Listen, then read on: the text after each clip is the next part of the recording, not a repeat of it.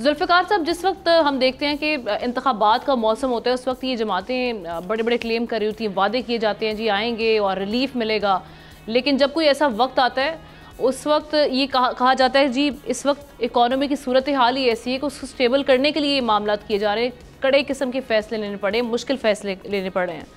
Sir, इस बार का जो बजट है वो कितना आपको लग रहा है कि मुख्तलिफ होगा और क्या रिलीफ की कोई उम्मीद रखनी चाहिए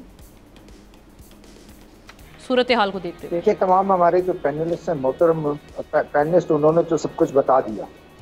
इस वक्त ठीक आप कहती हैं कि सब सिर्फ इक़्तिदार तक पहुंचने के लिए बड़े बड़े वादे करते हैं, फिर जब आते हैं और उसके बाद जब उनको सूरत-ए-हाल पता चलता है, बल्कि सूरत-ए-हाल उनको पहले भी पता होती कि हम नहीं कर सकते, और फिर आकर फंस जाते हैं और उसके बाद यही कर रहते हैं कि रिलीफ रिलीफ रिलीफ रिलीफ। उसके बाद जब बजट पेश करते हैं तो बजट में वो चीज़ें दे नहीं सकते हैं और कहते हैं कि जी मुल्की हालात ऐसे हैं। इसमें कोई दो राय नहीं है, मुल्की हालात वाकई वो है। लेकिन जो हमारे पैनलिस्ट ने जिस तरफ इशारा किया कि आप जो प्रिविलेज क्लास है वो अपने खर्चे अखराजात तो कम करे ना। सबसे पहले स्टार्ट ठीक है, ये वज़ीर आज़म ने और उनकी काबीना ने कह दिया कि हम सैलरी नहीं लेंगे, लेकिन अपने दौरों पे अपने स्टाफ, अपने खर्चे अखराजात, पेट्रोल, उस पर भी वो कम करें। इसी तरह चारों सूबाई असम्बलियाँ या चारों सूबे जो है चीफ मिनिस्टर्स और कैबिनेट्स वो भी कम करें, आधी तनख्वाह ले लें, अगर तनख्वाह लेना है तो बाकी मराद ज़रा कम करें। अब गाड़ियों की एक पूरी लाइन्स हर मिनिस्टर के पास, फेडरल सेक्रेटरी, सूबाई जो सेक्रेटरीज हैं उनके पास है, तो वो ये खर्चे अखराजात आप कम करेंगे तो वाकई सही मानों में आप जो है वो अपना जो करंट आपका एक्सपेंडिचर है उस पर काबू आप पाएंगे।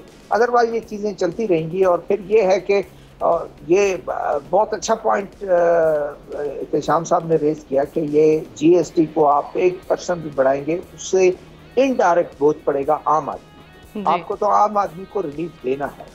अगर आम आदमी को आप रिलीफ देंगे और आप वो ताजर दोस्त आपने जो स्कीम वो किया उसमें भी अभी तक कोई खातिर खा कोई इजाफा नहीं हुआ, लेकिन आपने करना है वो जो लोग। और होटलों में जितने जिस तरह भी बताया कि होटलों में जो रसीदें बनती हैं कि क्या वो FBI के पास जाती हैं, FBI उनसे कोई हिसाब लेता है? वो तो बता ले लेते हैं और उसके बाद सब इस तरह छूट जाता है। तो आपके 18 मिलियन पे जो है वो सारा या 3.5 मिलियन यानी 35-34 लाख जो है टैक्स पेयर है, उसमें से आधे से ज़्यादा वो सैलरीड क्लास है। बाकी वो कुछ कारोबारी वो है, कॉर्पोरेट सेक्टर है, लेकिन कॉर्पोरेट सेक्टर्स पे अगर टैक्स आप ज़्यादा बढ़ाएंगे फिर अनडॉक्यूमेंटेड इकोनॉमी जो है वो फ़रोग पाएगी। और हमारे मुल्क में है अनडॉक्यूमेंटेड इकोनॉमी, जिसकी वजह से जो है वो चीज़ें अब काबू नहीं हो रही हैं।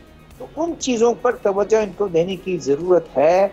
आज वो कि 4 ट्रिलियन जो है वो डेवलपमेंट प्लान इनका होगा, जिसमें सूबों का भी हिस्सा है, उसमें फेडरल PSDP भी है, पावर सेक्टर भी है, प्राइवेट पब्लिक पार्टनरशिप भी है, तो वो चीज़ें हैं।